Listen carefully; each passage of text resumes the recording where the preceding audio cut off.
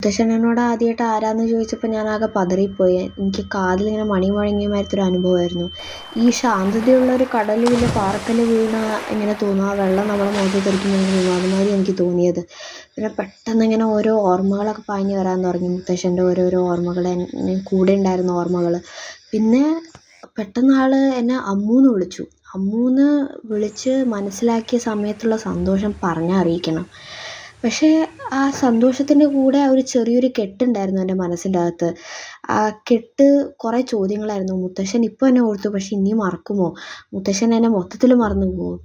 പക്ഷെ ആ കെട്ട് ഇപ്പോഴും ഉണ്ട്. ആ ഒരു കെട്ടൊരു പേടിയാണ്, മുത്തശ്ശൻ എന്നെ മറക്കുമോ എന്നുള്ളൊരു ചോദ്യം.